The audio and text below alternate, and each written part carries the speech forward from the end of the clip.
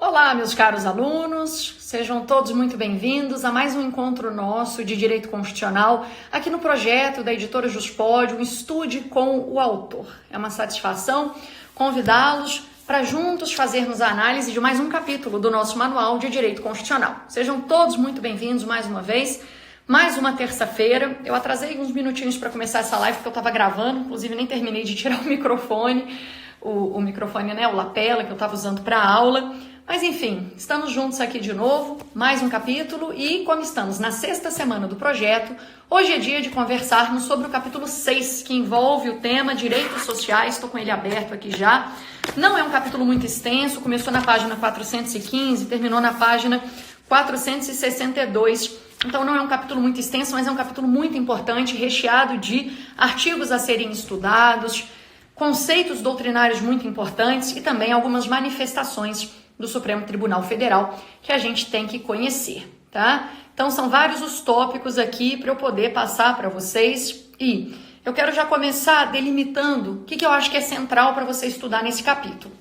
Em primeiro lugar, o artigo 6º, tá? Primeiro eu vou comentar as partes que eu entendo que são mais simples, mais fáceis, na sequência eu vou te atualizar com relação a uma decisão do Supremo Tribunal Federal de maio do ano passado, tá bem? Então acompanhe aqui esse nosso encontro até o fim, porque eu vou deixar para o encerramento aqui dessa live, da metade em diante, os comentários atinentes a uma das decisões mais importantes que o Supremo Tribunal Federal proferiu no ano de 2019 e que impactou muito diretamente esse capítulo do nosso livro, que é objeto de estudos nessa terça-feira, tá bem? Pois bem, isso dito, vamos lá, vamos começar a conversa. Primeira coisa, estamos falando de um artigo, de um capítulo que exige o estudo de alguns artigos centrais, do 6º ao 11. O artigo 6º é o artigo que, por excelência, enuncia para nós os direitos sociais. Se você já foi meu aluno, não é só meu leitor, mas se você já foi meu aluno, você já percebeu em aula a importância de ter memorizado o artigo 6º e todos os direitos sociais que ele enuncia. A gente costuma até usar uma frase em sala de aula, que é a seguinte: o tá censal PPT, para você poder gravar todos os direitos sociais que estão listados, que estão enunciados no artigo 6º. Então, a frase é tá censal PPT, para a gente gravar quais são os direitos sociais do artigo 6º. Trabalho, sem dúvida, e a outra letra T é T de transporte. A é de alimentação, a outra letra A é de assistência aos desamparados. O primeiro S é de segurança, o segundo é de saúde, E de educação e M de moradia. Depois L de lazer, P de previdência social e, por fim, proteção à maternidade e à infância. Com a frase tá censal PPT, você grava os direitos sociais do artigo 6º e resolve aquelas questões de prova mais básicas que comumente são apresentadas, em que o examinador lista uma série de direitos fundamentais e lhe pergunta quais são os direitos sociais e você identifica muito rapidamente pelo tá censal PPT qual é o direito social que ele está solicitando a apresentação ali naquela questão, tá joia? Bom, outro detalhe relevante sobre o artigo 6º é a circunstância de ele já ter sido modificado por emenda constitucional em 3 oportunidades. Então não é um artigo que tem redação originária, dada pelo poder constituinte originário lá no final da década de 80. É um dispositivo que já foi alterado por 3 emendas constitucionais. A primeira emenda que alterou esse dispositivo é do ano 2000, é a emenda 26, que inseriu o direito à moradia como sendo um direito social. Então, o primeiro detalhe é esse: moradia, quando a Constituição foi promulgada e publicada, não era direito social, passou a ser depois da emenda constitucional número 26 do ano de 2000. Depois, outra emenda constitucional muito impactante que modificou esse artigo foi a emenda 64, ela é do ano de 2010. A emenda constitucional 64 do ano de 2010, ela inseriu o direito à alimentação como sendo também um direito social. E a última emenda constitucional que alterou o artigo 6º foi a emenda constitucional 90 do ano de 2015, que inseriu transporte como sendo direito social, tá? Então esses são os direitos sociais que foram incluídos por emenda posteriormente, não lá no início da confecção, da feitura da Constituição, tá certo? Lembrar também que os direitos sociais integram os direitos que a gente chama de segunda geração ou dimensão. É algo que eu considero já para você, que já está na leitura do capítulo 6º, algo evidente, porque você já estudou o capítulo 4, sobre a teoria geral dos direitos e garantias fundamentais. Então, a essa altura, você já sabe que os direitos sociais econômicos e culturais são direitos de segunda dimensão, que usualmente são direitos de natureza prestacional, que exigem um agir do Estado, um fazer do Estado, uma postura positiva. Só não se esqueça que existem direitos sociais, eles são mais raros, mas existem direitos sociais de cunho negativo, que esperam para a implementação, esperam do Estado um não agir, uma não interferência, como, por exemplo, o que eu tenho lá na liberdade sindical do artigo 8º, inciso 1º. Mas, de forma preferencial, os direitos sociais têm natureza prestacional, sim, natureza positiva, tá bem? E outro detalhe que você também deve ter já aprendido no capítulo 4 desse livro, é que os direitos sociais no Brasil passaram a ser implementados a partir da nossa Constituição de 1934, tá bem? Esse é um marco importante que comumente vai ser exigido de você. Pois bem, em termos de doutrina, você tem que dar atenção a dois conceitos que são centrais aqui. Não adianta. Tem dois pontos aqui. O primeiro, o que envolve a ideia da reserva do possível, que no Brasil se transformou numa teoria da reserva do financeiramente possível, e a ideia do mínimo fundamental, tá? Do mínimo existencial. Esses são dois conceitos doutrinários que permeiam o nosso estudo dos direitos sociais e que você, então, tem que sempre reconhecer.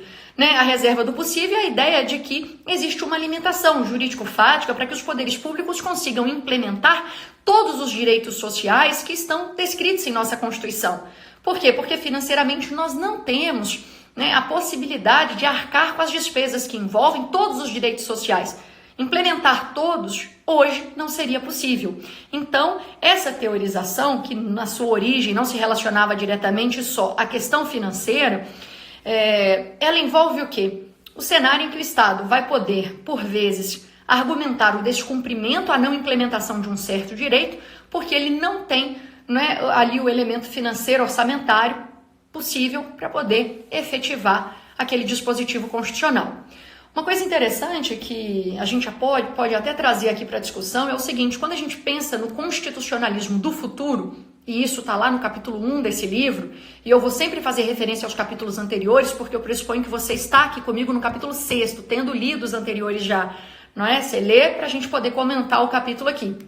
Mas lá no capítulo 1 a gente fala um pouco do constitucionalismo do futuro e das premissas do que é esse constitucionalismo do porvir.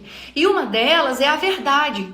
Ou seja, as constituições elas não podem mais ser repositários de simples intenções que não são factíveis, que não serão concretizadas naquele Estado. O constitucionalismo do futuro pede como uma de suas premissas centrais a verdade. Eu só vou colocar no texto constitucional como sendo direito, social, individual, não interessa, mas eu só vou inserir naquela carta central que dá origem jurídica ao Estado algo que eu possa implementar naquela sociedade.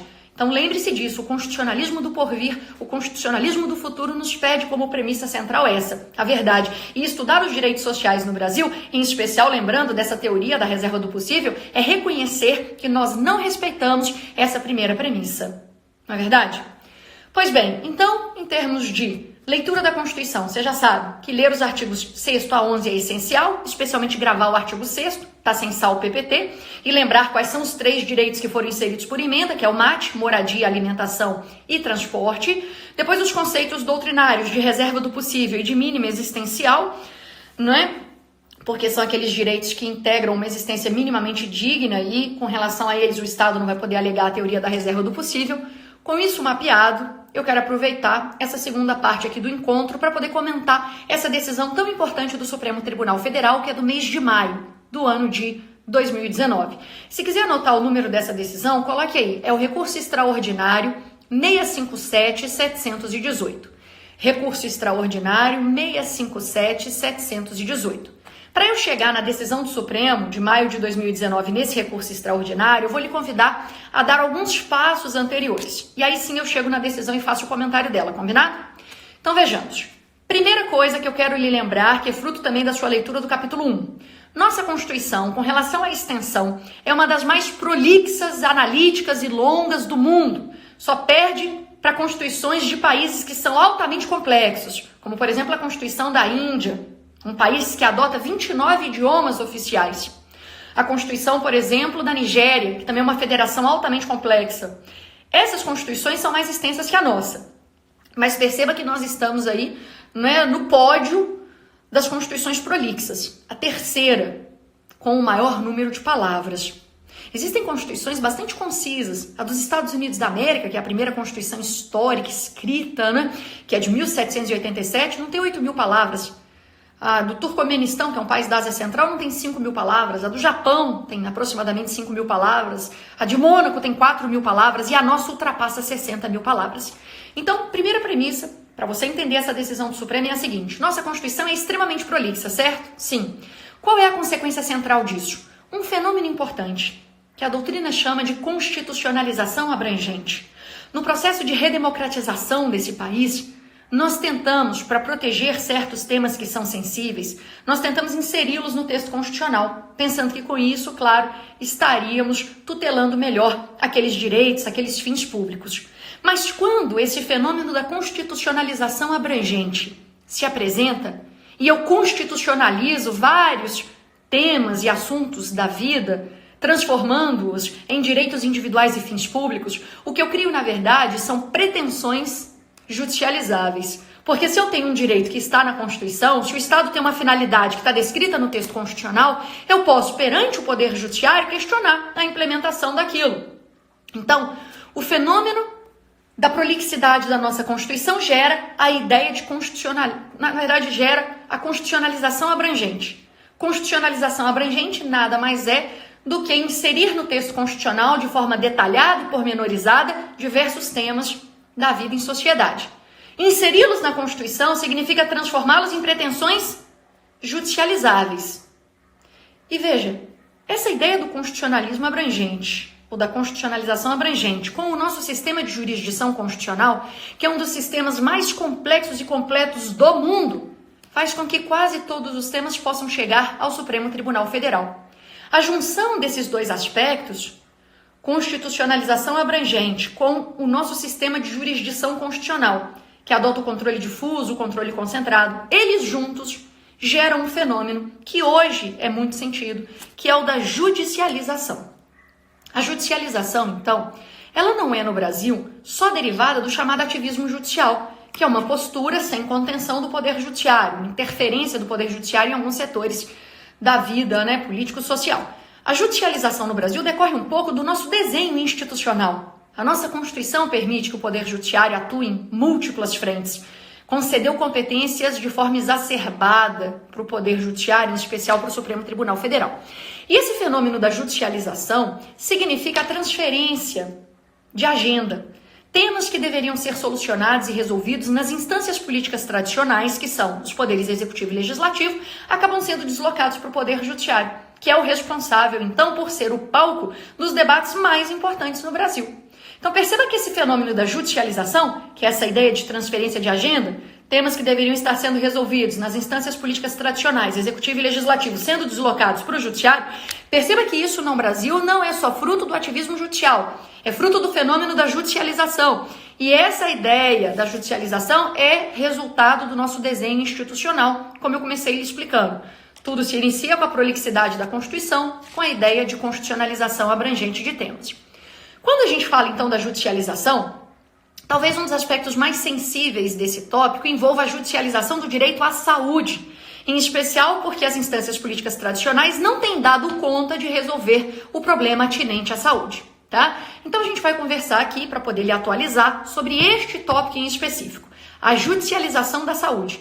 E repare que esse tema é muito importante e é, na verdade, algo absolutamente atual, porque agora, durante essa crise sanitária que estamos vivendo decorrente da pandemia da Covid-19, vários pontos atinentes à proteção e à tutela do direito à saúde estão sendo solucionados não pelo Executivo e pelo Legislativo, mas sim pelo Supremo Tribunal Federal.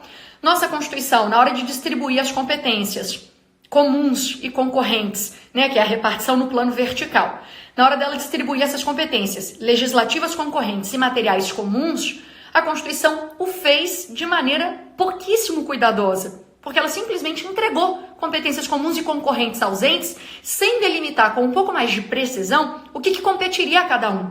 E o direito à saúde se insere nesse problema do federalismo cooperativo. Federalismo cooperativo é um federalismo como o nosso, tá? Que adota a repartição também no plano vertical. Repartir competências no plano vertical é distribuir competências comuns e concorrentes, tá bem? Então, um problema do federalismo concorrente é esse. O direito à saúde está sofrendo com isso durante a pandemia. Afinal de contas, a lógica está um pouco invertida. Se antes, com relação ao direito da saúde, vigorava a lógica da omissão, por quê? Porque se a saúde é responsabilidade de todos, já que a competência é comum e concorrente, ela, na verdade, não é responsabilidade de ninguém. Se antes vigorava essa lógica da omissão, é interessante notar que agora, durante a crise da pandemia, ou por uma questão de altruísmo, ou então por uma tentativa de adquirir um certo protagonismo político durante a crise, a lógica se inverteu. E aí, então, todos os entes federados disputam o protagonismo no combate à pandemia. Todos podem legislar sobre o direito à saúde, então estados, municípios, União, todos de alguma forma tratam do tema e dizem, não, olha, eu estou fechando fronteiras aqui, eu estou permitindo, por outro lado, que academias, barbearias e salões de beleza sejam, então, considerados serviços essenciais e possam funcionar.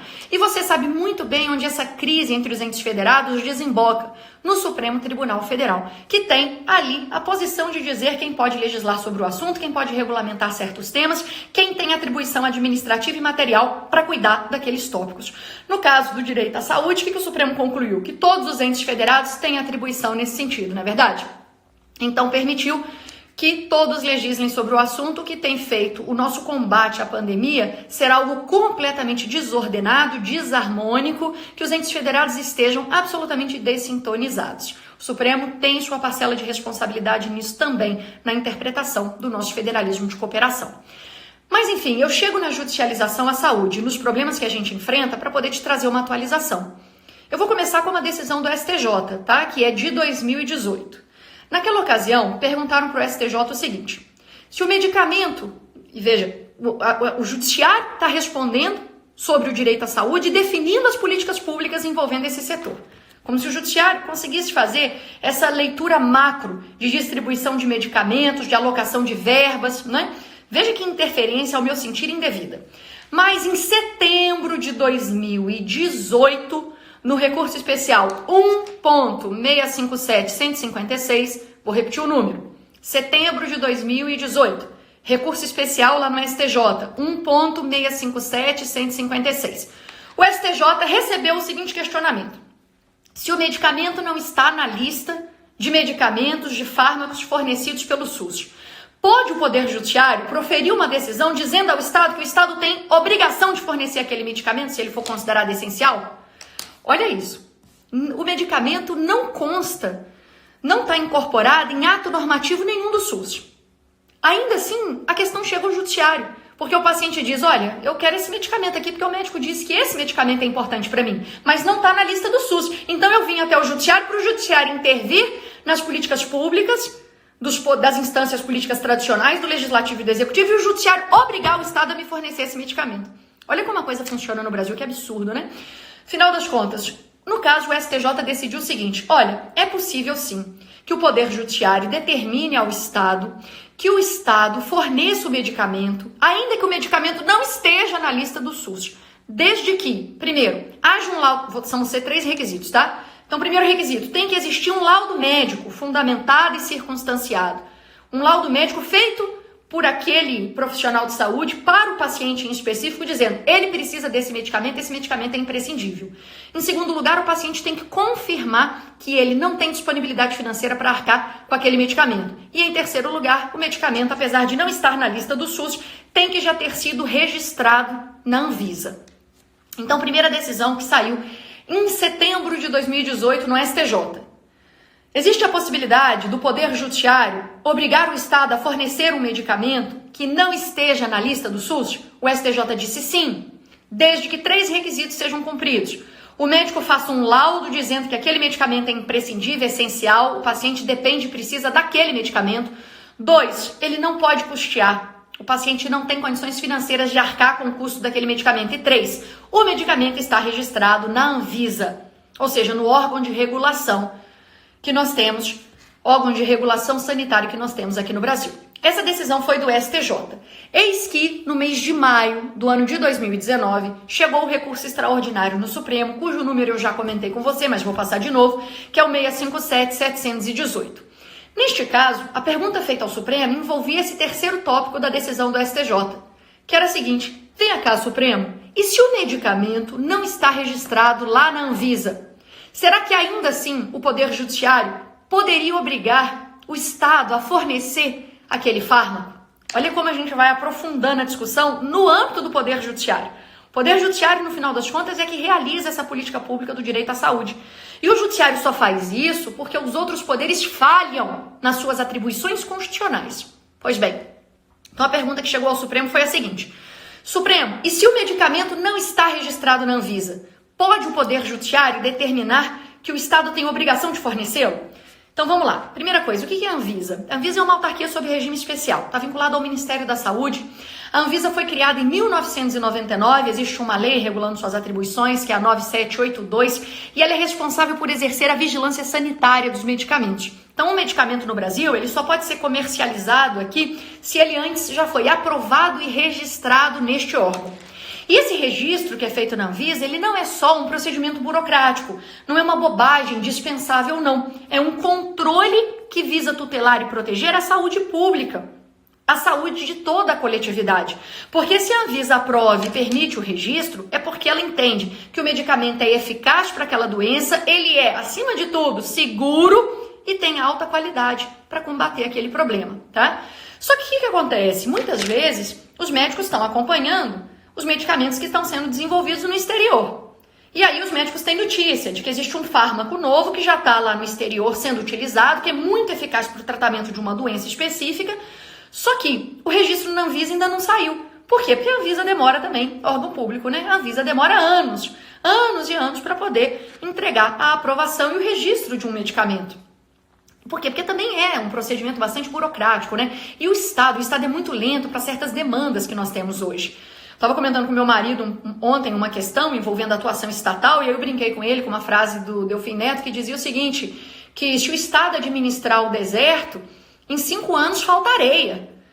Aí ele lembrou de outra que a gente não sabe quem falou, se foi o próprio, né, já citado aqui, mas ele falou assim, se o Estado administrar o circo, o anão cresce. Tudo para mostrar que o Estado, em muitos momentos, é absolutamente ineficiente, né, para algumas questões. Mas aí chega esse cenário. E o Supremo teve que ofertar uma resposta. O medicamento existe, mas ele não está registrado na Anvisa. Pode o Poder Judiciário, numa demanda, obrigar o Estado a fornecer esse medicamento? Vamos lá, eu vou dividir a minha resposta em 3 passos para você poder entender com perfeição o que o Supremo decidiu, porque todos esses tópicos aqui são importantes e se você presta concurso público, exame de ordem, em algum momento eles vão lhe ser cobrados. Tópico número 1 é o seguinte: se for medicamento experimental, não existe nenhuma possibilidade de o Poder Judiciário obrigar o Estado a fornecer. Você deve se lembrar daquele cenário polêmico envolvendo a pílula do câncer, a fosfoetanolamina sintética. Muita gente foi para o judiciário pedir, não, descobrir aí a pílula do câncer, eu quero que o Estado seja obrigado a fornecer esse medicamento para mim. O Supremo disse, pode parar. Se for medicamento experimental, ainda não tem comprovação científica da eficácia, da segurança, da qualidade. É um fármaco que está em fase de testes, de pesquisas. Em nenhuma circunstância o Poder Judiciário poderá ser obrigado a fornecer esse fármaco. Tá? O Estado poderá, pelo Poder Judiciário, ser obrigado. Então, decisão do Supremo. Se for medicamento experimental, pode o Poder Judiciário obrigar o Estado a fornecê-lo? Jamais. Essa é a decisão 1. Decisão 2. E se o medicamento existe, mas já tem eficácia comprovada, mas ainda não está registrado na Anvisa? Aí o Supremo respondeu, em regra, a ausência de registro na Anvisa impossibilita também o fornecimento da medicação por via de decisão judicial. Mas isso em regra. Por isso, no passo 3, eu vou te mostrar as exceções. Medicamento experimental de forma nenhuma. Não vem o judiciário querer obrigar o Estado a fornecer pílula do câncer, um troço que não tem segurança, não tem comprovação de eficácia. Esqueça, o judiciário não pode fazer isso. Ultrapassar todas essas linhas que institucionalmente nós criamos para proteger a saúde pública. Segundo, se o medicamento não está registrado na Anvisa, a regra também é de que o judiciário não possa determinar o fornecimento dele. Mas aí o Supremo criou as exceções e são elas, obviamente, que vão lhe ser exigidas. Quais exceções o Supremo criou? O Supremo disse assim, calma lá. Vai ter um cenário aqui absolutamente extraordinário, viu? Mas vai ter um cenário em que pode haver a concessão judicial de medicamento que não tenha recebido ainda registro sanitário da Anvisa. Quando, Quando a Anvisa demorar demais a avaliar a eficácia daquele fármaco e ofertar sua resposta de registro. Os prazos estão lá na Lei 13.411, que é de 2016. Então, vamos lá. Existe a possibilidade de o judiciário determinar o poder público que forneça um medicamento, ainda que esse medicamento não esteja registrado na Anvisa? Existe. Quando? Vamos lá. Quando há mora da Anvisa em ofertar o registro. Essa mora vai exigir que observemos os prazos fixados na Lei 13.411 de 2016. Mais 3 requisitos devem se somar a essa mora. Então, é possível desde que haja mora e a presença de mais 3 requisitos. Mora e mais 3. Quais são os 3? Primeiro, que já exista registro desse medicamento em alguma agência de regulação sanitária internacional altamente reconhecida, como, por exemplo, a FDA norte-americana. Ou como, por exemplo, aquela agência de medicina europeia, para a União Europeia.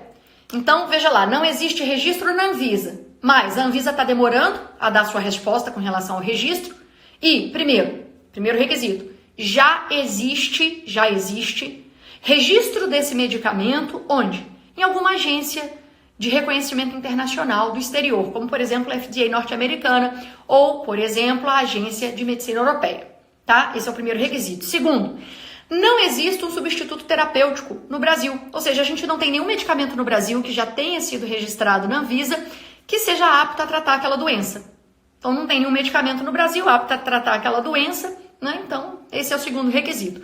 O terceiro requisito é que o laboratório já tenha feito o pedido do registro na Anvisa. O laboratório já fez o pedido de registro. Mas você está vendo aí que a Anvisa está o quê? Demorando, tá? Esse pedido de registro feito pelo laboratório, ele só será excepcionado, só será desnecessário se estivermos falando de um fármaco que a gente chama de órfão. Fármaco órfão é um fármaco para doenças assim, ultra raras. E aí o próprio laboratório não tem interesse comercial em fazer o registro, então ele nem pede o registro por causa disso, tá bem? Agora, para a gente encerrar a decisão do Supremo, essas ações que vão demandar o fornecimento de medicamentos sem registro, elas devem ser necessariamente propostas em face de quem?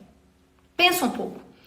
Uma ação na qual eu vou pedir ao judiciário que obrigue o Estado a fornecer para mim um medicamento que não tenha sido registrado na Anvisa. Eu só posso fazer isso porque a Anvisa está demorando, houve mora, porque já existe registro numa agência de reconhecimento internacional, porque não tem um remédio no Brasil para tratar aquela doença, porque o laboratório já entrou com pedido, mas a Anvisa está demorando.